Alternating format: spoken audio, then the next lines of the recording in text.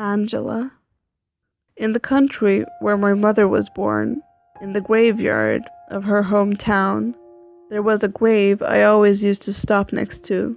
It was overgrown and seemed abandoned. There was a young woman buried there. Her name was Angela, and she used to be my great aunt's friend. The inscription on her grave said, "Beloved daughter and wife."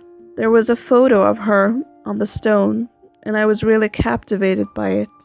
The photo was a colorized black and white photo and had a real classical feeling to it, timeless. Her hair was wavy and brown, and her features soft. She really looked like an angel. She didn't die of an illness. In fact, her death was completely unnecessary, and it would not have happened had it not been because of a stupid gift she and her husband got as a wedding present. My great aunt was about the same age as Angela, around 20, and she would often visit her. It was exciting having a friend that was married and lived in their own house.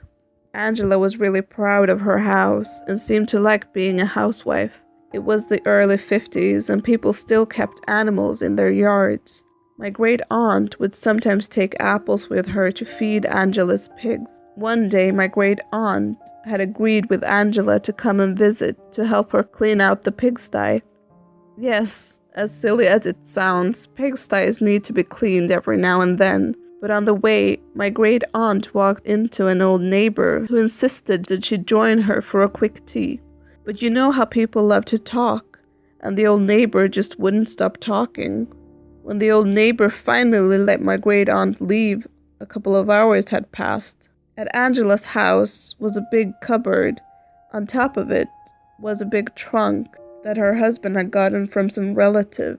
Her husband would sometimes pull it down and open it. Inside was the real gift, a rifle, apparently some really rare rifle from America. At least her husband thought it was rare. Angela had already started cleaning the pigsty.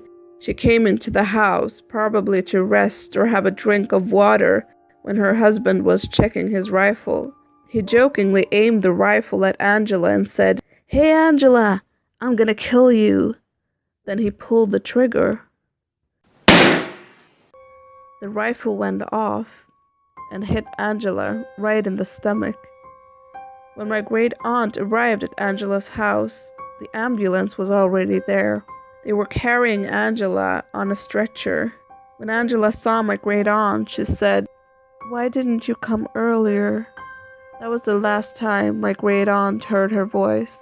She died not long after that in the hospital. "Why didn't you come earlier?" Those words burned into my great aunt's conscience. She could never forgive herself for not coming earlier, but if she had, maybe she would have been shot instead. Who knows? The husband was obviously distraught, but he remarried pretty quickly after Angela's death and moved to another town. Some people suspected that he had killed Angela on purpose, but nobody really knows. The last time I went to see Angela's grave, it was gone. I keep wondering how come nobody took care of her grave. Were all her relatives dead? They say nobody is really dead as long as there is somebody who remembers you. I never met Angela, and even though I might be one of the few, I still remember her.